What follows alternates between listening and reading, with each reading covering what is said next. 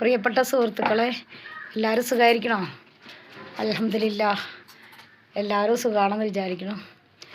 പിന്നെ എല്ലാവർക്കും സുഖമാണെന്ന് പറയണം. അൽഹംദുലില്ലാഹ് എല്ലാ കാര്യങ്ങളും.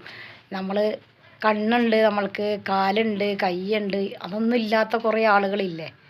അപ്പോൾ അത് സംബന്ധിച്ചിട്ട് അൽഹംദുലില്ലാഹ് നമ്മൾ സന്തോഷം സുഖം തന്നെയാണ്. പിന്നെ അതുപോലെ പല രോഗം കൊണ്ട് കിടക്കുന്നുണ്ട്, പല പ്രയാസം കൊണ്ട് ഇരിക്കുന്ന ആളുകളുണ്ട്, ഭക്ഷണം ഇല്ലാത്തവരുണ്ട്, വീടില്ലാത്തവരുണ്ട്, വാടക കൊടുക്കാനില്ലാത്തവരുണ്ട്, വാടകപ്പുരയിലിരിക്കുന്ന, അങ്ങനെ എത്ര പരീക്ഷണങ്ങൾ പടച്ച തമ്പുരാൻ്റെ വഴിയിൽ നിന്ന് വരുന്നുണ്ട്. അതുപോലെ മക്കളെ സുഖമില്ലാത്ത മക്കളുണ്ട്, ഭർത്താവ് സുഖമില്ലാതിരിക്കുന്നവരുണ്ട്.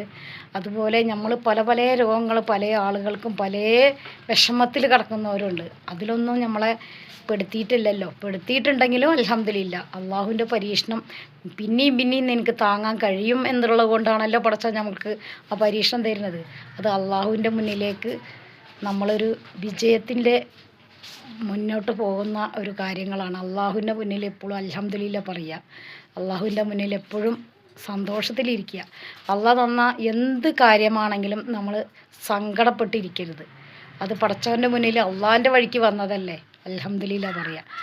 പിന്നെ നമ്മളെ പടയ്ക്കാൻ കഴിവുണ്ടെങ്കിൽ നമ്മളെ എല്ലാം കൊണ്ടും ഭക്ഷണം തന്നിട്ടും പലതുകൊണ്ടും നോക്കാൻ പടച്ച തമ്പുരാന് കഴിയും. അപ്പോൾ മറ്റുള്ളവരെ സന്തോഷം കണ്ടിട്ടോ സുഖം കണ്ടിട്ടോ അവരെ പൈസ കണ്ടിട്ടോ അവരെ വീട് കണ്ടിട്ടോ പലതും കണ്ടിട്ട് അസൂയപ്പെടേണ്ട ആവശ്യമില്ല. കാരണം അവർ എല്ലാവർക്കും കൊടുത്തത് പടച്ച തമ്പുരാനാണ്. അതുപോലെ നമ്മൾക്കും തരും. അള്ളാഹുവിനോട് ദുആ ചെയ്യുക, അള്ളാഹുവിനോട് സന്തോഷത്തിൽ ചിരിച്ചുകൊണ്ട് എല്ലാവരും മുന്നിലും ഇരിക്കുക, ആരും വേദനിപ്പിക്കാതിരിക്കുക, സങ്കടപ്പെടുത്താതിരിക്കുക. അതാണ് നമ്മൾ ചെയ്യേണ്ടത്. പടച്ച തമ്പുരാൻ നമ്മുടെ കൂടെ ഉണ്ടാവും. എപ്പോഴും ചിരിച്ചും കൊണ്ട് റബ്ബിൻ്റെ മുന്നിലേക്ക് എല്ലാ ആളുകളോടും നല്ല രീതിയിൽ പെരുമാറിക്കഴിഞ്ഞാൽ നമ്മുടെ കൂടെ പടച്ചുണ്ടാവും. മനസ്സ് നന്നാക്കുക, സ്വഭാവം നന്നാക്കുക, എല്ലാ ആളുകളോടും നല്ല സന്തോഷത്തിലുള്ള സംസാരം സംസാരിക്കുക. നമ്മൾക്കൊന്നും കൊടുക്കാൻ കഴിയില്ലെങ്കിലും അവരെ കുറ്റപ്പെടുത്താതിരിക്കുക. അതാണ് നമ്മൾ ചെയ്യേണ്ട കാര്യങ്ങൾ. അപ്പോൾ അള്ളാഹു നമ്മുടെ കൂടെ എപ്പോഴും എല്ലാ കാര്യങ്ങൾക്കും നമ്മളെ കൂടെ ഉണ്ടാവും. അള്ളാഹ് എൻ്റെ കൂടെ ഇല്ലാത്തത് എന്താണ്, മറ്റുള്ളവർക്ക് എന്താ അതൊക്കെ കൊടുക്കണേ എന്നുള്ളൊരു ചിന്ത വേണ്ട. അത് നമ്മൾക്കും പടച്ചവൻ തരും. ഇപ്പോൾ കഷ്ടപ്പെട്ട നാളെ സുഖം തരും.